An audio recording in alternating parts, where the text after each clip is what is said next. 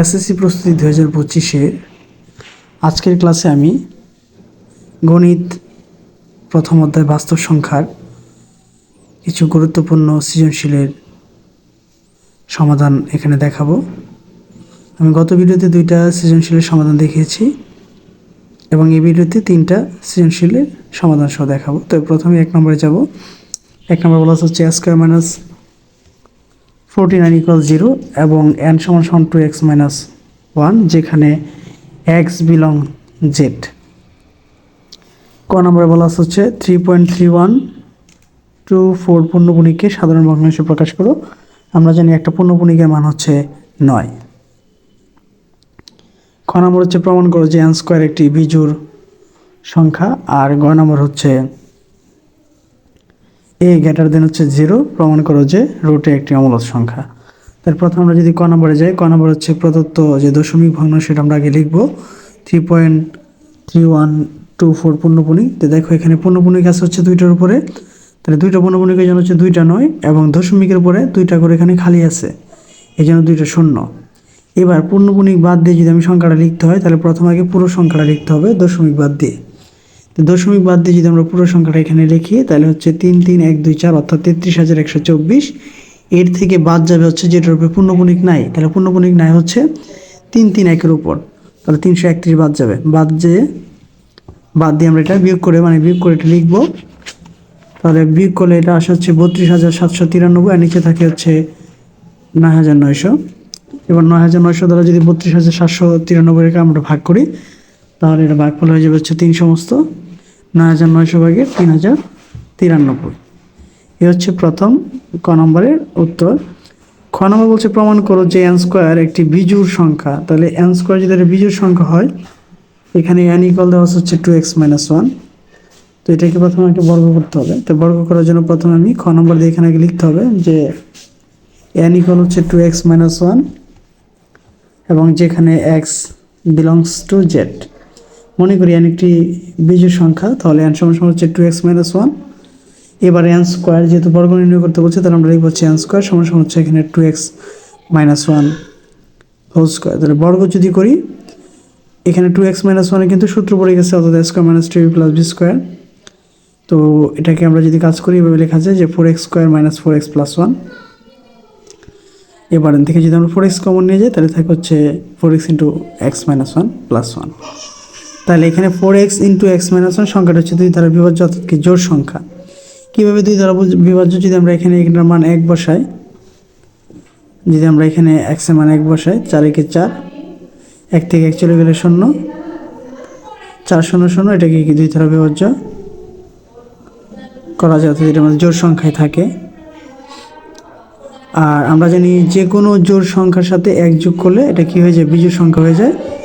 এই জন্য আমরা লিখতে পারি এখানে যে 4x × x - 1 এটা হচ্ছে +1, এটা হচ্ছে বিজোড় সংখ্যা। তার মানে আমরা এইভাবেই লিখতে পারি যে সুতরাং যে কোনো বিজোড় পূর্ণ সংখ্যার বর্গ বিজোড় সংখ্যার, অর্থাৎ n² একটি বিজোড় সংখ্যা।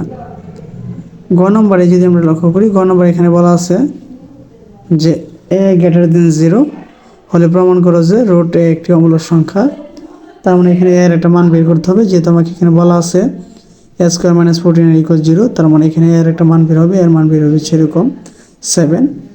আর এটাকে যদি আমরা রুট করি তাহলে এটা মান হচ্ছে √7। তাহলে এখানে রুট a = হচ্ছে কি √7। তার মানে √7 যেহেতু একটি অমূলদ সংখ্যা আমাকে যদি প্রমাণ করতে হয় তাহলে আমাকে এইভাবে লিখতে হবে, যেমন √7 একটি মূলদ সংখ্যা, তারপর এটাকে ধরে নিব দুটি পরস্পর সহমৌলিক স্বাভাবিক, অর্থাৎ pq > 1 এবং √7 = হচ্ছে কি p/q। এটাকে যদি আমরা বর্গ করে দিই তাহলে হয়ে যাবে 7 = p²/q²। এবার q দ্বারা যদি উভয় পক্ষে আমরা গুণ করি তাহলে হচ্ছে 7q = হচ্ছে p²/q।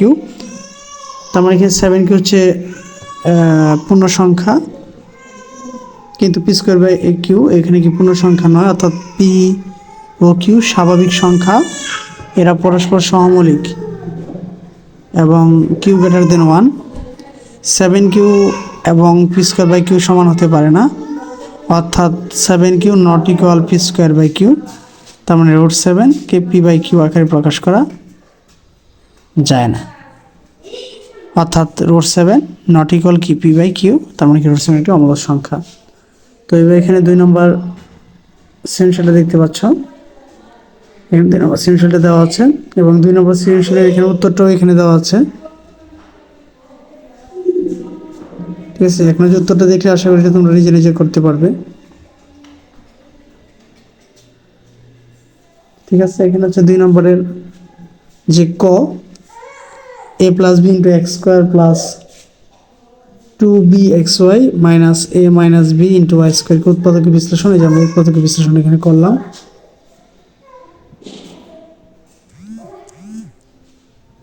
ঠিক আছে, এবং এই যে খ নম্বরে এখান থেকে আমরা আমাকে যেহেতু বলছি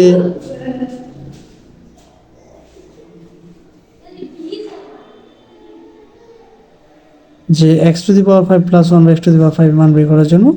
তো এখানে যে খ নম্বরে তোমরা সমাধানটা একটু দেখে নিতে পারো, যে খ নম্বরে কীভাবে করলাম। সূত্র বিষয়ে কিন্তু আমরা করতে পারি।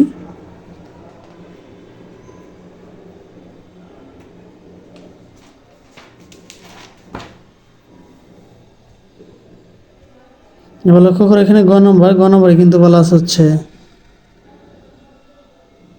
যে root 5 belongs to Q complement, যেখানে হচ্ছে গ নম্বর উত্তর। ঠিক আছে, আশা করি গ নম্বর উত্তরটা তোমরা দেখতে পাচ্ছ।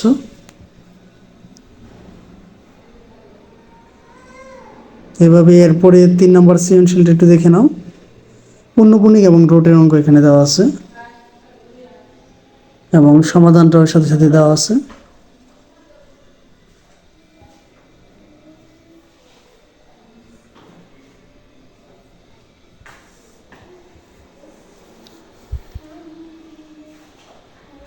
এবং এখানে গ নম্বরে যদি লক্ষ্য করি, গ নম্বর বলছে দেখাও যে প্রমাণ করো যে রুট 13 একটি অমূলদ সংখ্যা। যেগুলো অমূলদ সংখ্যা বের করতে বলে সবগুলো অমূলদ সংখ্যায় এক, কথাগুলো একই থাকে। Root 7, root 5, root 11, root 13, root 2 সবগুলো অমূলদ সংখ্যার মধ্যে কথাগুলো সেমই থাকে। তো একবার কথাগুলো দেখলে আশা করি এই নিয়মে তোমরা কথাগুলো লিখতে পারবে।